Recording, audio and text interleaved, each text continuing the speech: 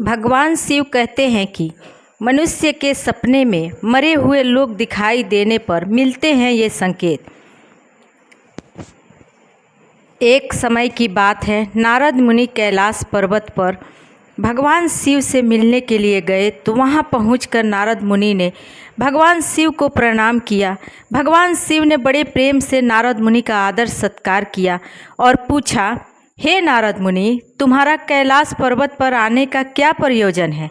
अवश्य ही तुम किसी महत्वपूर्ण कार्य से या किसी महत्वपूर्ण समाचार लेकर आए हो। तब नारद मुनि ने कहा, हे देवों के देव महादेव, आप तीनों लोकों में सबसे बड़े और आपसे कोई बात छिपी नहीं है। आपके समस्त चराचर की भूत और भविष्य का ज्ञान है। इसलिए मैं आपके पास एक महत्वपूर्ण प्रश्न लेकर आया हूँ। कृपया आप मेरे प्रश्न का समाधान करने की कृपा कीजिए। भगवान शिव ने कहा, मुनिवर, तुम सत्य कहते हो। हम तीनों लोकों में वास करने वाले सभी प्राणियों के बारे में जानते हैं। आखिर तुम्हारा प्रश्न क्या है? तुम मुझसे क्या जानना चाहते हो? तब नारद मुनि ने कहा, हे भोलेनाथ, मैं मृत्यु लोक में भ्रमण करने गया था और वहाँ से लौट रहा हूँ। वहाँ मैं भूत, प्रेत और पिशाच आदि कई विभिन्न चीज़ों को देखा जो वन में निवास करती है। इसके साथ मैंने देखा कि सभी दुष्ट शक्तियों मनुष्यों को परेशान करती रहती हैं और उन्हें हमेशा दुख देती हैं। इसका क्या कारण है? और यह सभी बुरी शक्तियों मनुष्य को क्यों परेशान करती रहती है? इसके अलावा मेरे मन में एक और प्रश्न उठ रहा है कि मनुष्य कई बार सपने में अपने पूर्वजों को देखता है। इसका क्या अर्थ होता है? सपने में मरे हुए लोग दिखाई देने का क्या मतलब है? इससे मनुष्य को कौन से संकेत मिलते हैं? हे भोलेनाथ, मैं समस्त मनुष्य जाति के कल्याण के लिए इन प्रश्नों के उत्तर जानने के लिए ही आपके पास आया हूँ। नारद मुनि के प्रश्न सुनकर भगवान शिव ने कहा, हे मुनिवर, तुमने समस्त मानव जाति के कल्याण के लिए उचित प्रश्न किए हैं। मैं तुम्हें इन प्रश्नों के उत्तर अवश्य दूंगा, परंतु उससे पहले मैं तुम्हें एक पवित्र कथा सुनाता हूँ। इस कथा में तुम्हें तुम्हारे प्रश्नों के उत्तर मिल जाएंगे। तुम इस कथा को बड़े ध्यान से सुनो और जो भी प्राणी इस पवित्र कथा को ध्यान लगाकर सुनेगा, उसके घर में हमेशा खुशहाली बनी रहेगी और उन्नति के नए द्वार खुलते चले जाएंगे और भाग्य चमक जाएगी।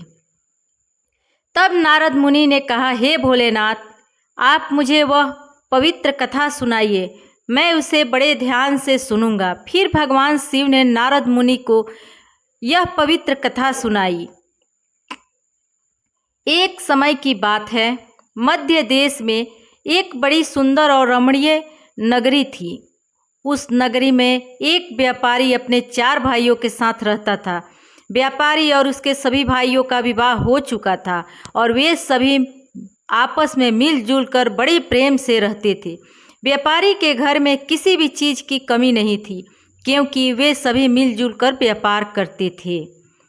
उस नगरी में उस व्यापारी जैसा कोई भी धनवान नहीं था। यह सारी संपत्ति उस व्यापारी को उसके पूर्वजों से प्राप्त हुई थी। व्यापारी के पूर्वज बहुत बड़े दानी और दयालु थे। वे सभी दान, धर्म, यज्ञ और अनेक प्रकार के धार्मिक कार्य किया करते थे, परंतु वह व्यापारी बड़ा कंजूस स्वभाव का था और उसके अंदर उसके पूर्वजों के लक्षण बिल्कुल भी नहीं थे। व्यापारी ने अपने जीवन में न तो कभी दान किया था, ना कभी यज्ञ करवाया और ना ही कोई धार्मिक कार्य करवाया। वहीं व्यापारी के पूर्वज भूखे को भोजन कराते थे और निर्वस्त्र को वस्त्र दान देते थे और गरीबों की कई प्रकार से सेवा किया करते थे। परंतु व्यापारी अपने पूर्वजों का अनुसरण नहीं करता था और हमेशा ही धन इकट्ठा करने में लगा रहता था। इस तरह से उस व्यापारी के पास बहुत सारी संपत्ति हो गई, लेकिन उसके पूर्वज उससे बहुत नाराज हो गए। व्यापारी के पूर्वजों को अपने बेटे का व्यवहार ठीक नहीं लगा और वह पितृलोक में दुखी रहने लगे। धन कमाने के लालच में व्यापारी इतना अंधा हो गया कि वह अपने पूर्वजों को भी भूल गया और उसने धीरे धीरे अपने पूर्वजों का श्राद्ध तथा तर्पण आदि कार्य करना बंद कर दिया, जिससे उसके पूर्वजों की आत्मा की तृप्ति नहीं हो पाई। वे अपने बेटे के इस व्यवहार के कारण अत्यंत दुखी रहने लगे। फिर एक दिन व्यापारी के पूर्वज पितृलोक में आपस में बातचीत करते हुए व्यापारी से मिलने का विचार किया। सभी पूर्वज इकट्ठे होकर धर्मराज के पास जाते हैं और उनसे हाथ जोड़कर प्रार्थना करते हैं, हे धर्मराज, हमारे पुत्र की बुद्धि भ्रष्ट हो गई है। धीरे धीरे वह धन कमाने की लालसा में हमें भूल चुका है, जिससे हमारी संतुष्टि नहीं हो रही है। कृपया हमारे पुत्र से मिलने की अनुमति दें। हम अपने पुत्र को समझाकर कुछ समय बाद वहाँ से लौट आएंगे और उससे शास्त्र का ज्ञान देकर आएंगे।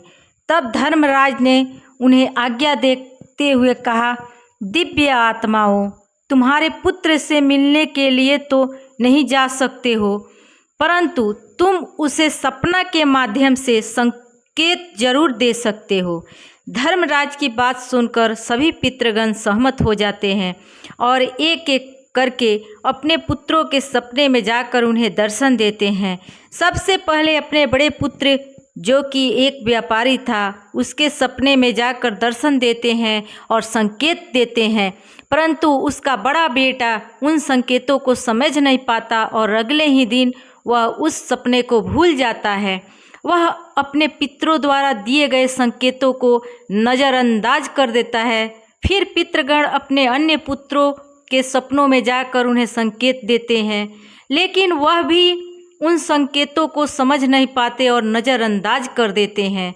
कोई भी अपने पूर्वजों द्वारा दिए गए संकेतों को नहीं समझ पाता, जिससे पितृगण नाराज हो जाते हैं। व्यापारी और उसके सभी भाई धन के लालच में पूरी तरह अंधे हो जा चुके हैं, इसलिए वह अपने पूर्वजों द्वारा दिए गए संकेतों को नहीं समझ सके। फिर भगवान शिव कहते हैं, सुनो मुनिवर, इस प्रकार पितृगण सपनों में दर्शन देने की कुछ ही दिनों बाद उस व्यापारी को व्यापार में नुकसान उठाना पड़ता है। धीरे धीरे उसका व्यापार चौपट हो जाता है और उसकी सारी संपत्ति नष्ट हो जाती है। इसके कारण उन भाइयों में झगड़ा होने लगते हैं। वह अपने पूर्वजों द्वारा जमा की गई सारी जमीन जायदाद और यहाँ तक कि अपने घरों को भी बेच डालते हैं, पूरी तरह से बर्बाद हो जाते हैं और सभी भाई अलग अलग हो जाते हैं। अपना पालन पोषण करने के लिए वह अलग अलग हो जाते हैं। इधर स्वर्गलोक में पितृगण अपने पुत्रों की दुर्दशा देखकर बहुत कष्ट महसूस करते हैं। यह दृश्य देखकर अत्यंत दुखी और उदास हो जाते हैं और फिर से धर्मराज के पास जाकर कहते हैं, हे धर्मराज, हमसे अपने पुत्रों की ऐसी दुर्गति देखी नहीं जाती। हमारे द्वारा किए गए सभी पुण्य कर्मों को उन लोगों ने नष्ट कर दिया है। कृपया आप कुछ ऐसा उपाय कीजिए जिससे उन्हें उनकी भूल का पता चल सके। भगवान शिव कहते हैं, सुनो मुनिवर। फिर धर्मराज उन पितरों से कहते हैं, हे दिव्य आत्माओं, मैं तुम्हारी व्यथा को अच्छी तरह समझता हूँ, इसलिए मैं अवश्य ही तुम्हारी सहायता करूँगा। फिर धर्मराज एक ब्राह्मण का रूप धारण कर पृथ्वी लोक पर आते हैं और उन पितरों के पुत्रों से मिलने जाते हैं। वह सबसे पहले व्यापारी के घर जाते हैं। वह व्यापारी बिस्तर पर पड़ा हुआ था, क्योंकि उसे कई प्रकार की बीमारियों ने घेर रखा था। व्यापारी की पत्नी ने ब्राह्मण का आदर सत्कार किया, दान दक्षिणा देने लगी। तब वह ब्राह्मण कहता है, बेटी, तुम्हारे घर में पितृ दोष है, इसी कारण तुम्हारे पति की यह दशा हुई है। तुम्हारे पति के कर्मों के कारण तुम्हारे पूर्वज नाराज हो गए हैं। ब्राह्मण की बात सुनकर व्यापारी ने पूछा, ब्राह्मण देवता, मैंने ऐसा कौन सा पाप किया है जो मेरा सब कुछ बर्बाद हो गया है और मेरे भाई भी मुझे छोड़कर चले गए हैं और मुझे अनेक बीमारियों ने घेर लिया है। तब ब्राह्मण ने कहा, तुमने अपने पूर्वजों को नाराज किया है। तुम्हारे पूर्वजों ने जो संपत्ति और पुण्य अर्जित किया था उसे तुम और तुम्हारे भाइयों ने मिलकर नष्ट कर दिया है, जिस कारण तुम्हारी और तुम्हारे भाइयों की यह दुर्दशा हुई है। तुम्हारे पूर्वजों ने तुम्हें और तुम्हारे भाइयों को सपने में आकर कई महत्वपूर्ण संकेत दिए थे, परंतु तुमने उन संकेतों को नज़रअंदाज कर दिया और अपने पूर्वजों का अपमान किया है। यही कारण है कि तुम्हारा सारा धन और वैभव नष्ट हो चुका है।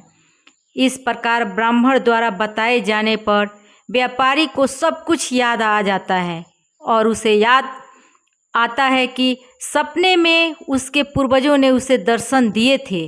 व्यापारी ब्राह्मण से कहता है, हे ब्राह्मण देवता, आप सत्य कह रहे हैं। हमारे पूर्वजों ने हमें सपना में दर्शन अवश्य दिए थे, किंतु हम उनके संकेत को समझ नहीं पाए। कृपया मुझे बताएं कि सपने में पूर्वजों को देखने पर क्या संकेत मिलते हैं। भगवान शिव कहते हैं, सुनो मुनि।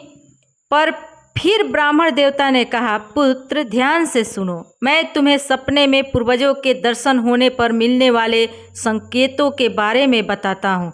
धर्मराज कहते हैं, यदि पितरों का उद्धार नहीं होता है तो वह प्रेत योनि में ही मृत्यु लोक में भटकते रहते हैं और भूख प्यास से व्याकुल होकर अपने परिवारजनों के घर में प्रवेश करते हैं। यदि सपने में हाथी, घोड़ा, बैल अथवा मनुष्य का विकृत रूप दिखाई दे तो समझ लेना चाहिए कि पितृगण अपने पुत्रों के व्यवहार से अत्यंत दुखी हैं। जो मनुष्य पशु पक्षियों को अन्न का दान नहीं करता है उसके पितृ अत्यंत दुखी होते हैं और पशुओं का रूप धारण करके सपनों में दर्शन देते हैं। यदि मनुष्य को कोई ऐसा सपना आता है जिसमें कोई पशु अथवा जानवर मनुष्य की वाणी में बोलता हुआ दिखाई दे, जैसे कुत्ता, बिल्ली, भैंस आदि मनुष्य की तरह बातें करते हुए दिखाई दे, तो इसका अर्थ यह होता है कि मनुष्य के पितृ उसे अत्यंत रुष्ट हैं। ऐसे मनुष्य को भविष्य में भयंकर अपमान का सामना करना पड़ सकता है। ऐसे मनुष्य के जीवन में दुख और क्लेश होता है। उसके भाई बंधु पशुओं की भांति आपस में ही युद्ध करने लगते हैं।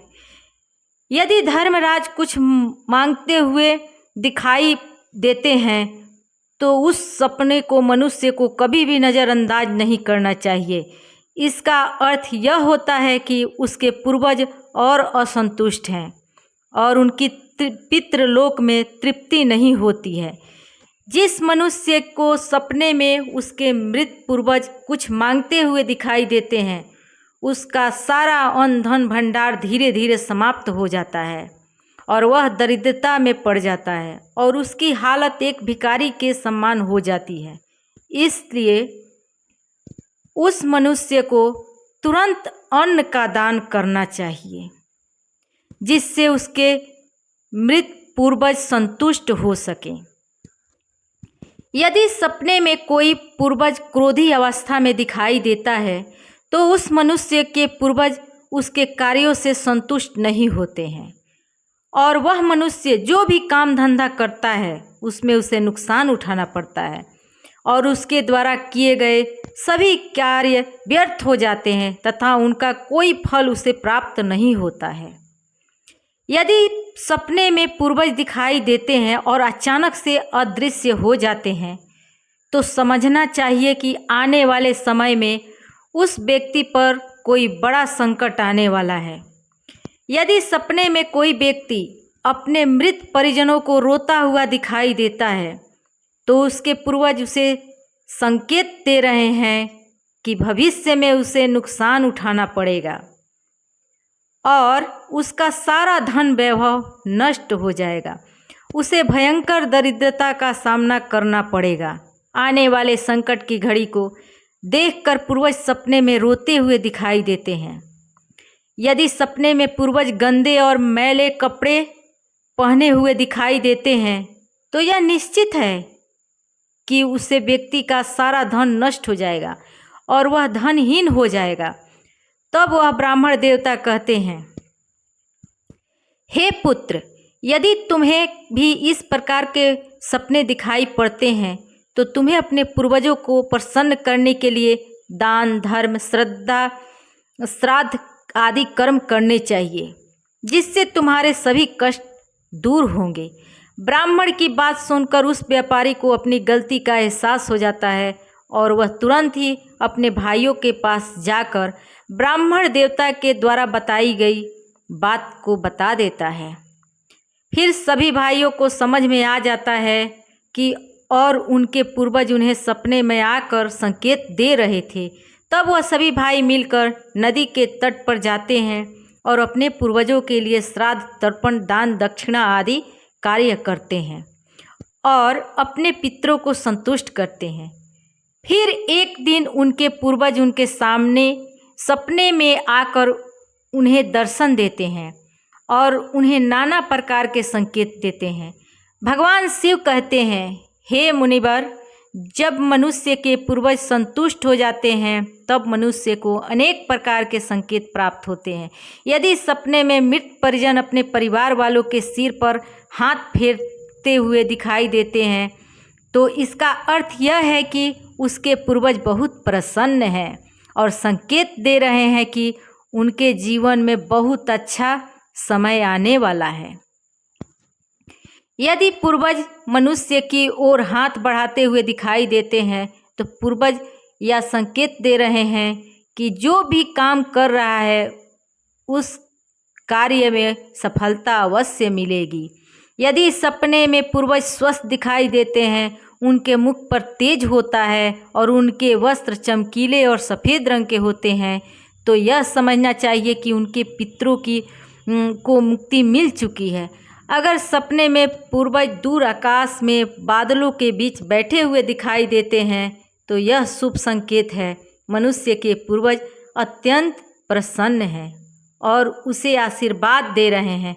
इस प्रकार से हम सभी भाइयों के पूर्वजों के द्वारा शुभ संकेत प्राप्त होते हैं और उनका खोया हुआ सारा धन संपत्ति धीरे धीरे वापस मिल जाती है। सभी भाई मिलजुल कर एक साथ रहने लगते हैं और सुखपूर्वक अपना जीवन व्यतीत करते हैं। भगवान शिव कहते हैं, हे मुनिवर, जिस घर के पूर्वज खुश रहते हैं उस घर में सुख संपत्ति और खुशहाली होती है और जिस घर के पूर्वज दुखी रहते हैं उस घर के मनुष्य कई समस्याओं से घिरे रहते हैं। अगर वीडियो पसंद आई हो तो हमारे चैनल को लाइक, सब्सक्राइब और शेयर अवश्य करें। कमेंट बॉक्स में हर हर महादेव ज़रूर लिखें। धन्यवाद।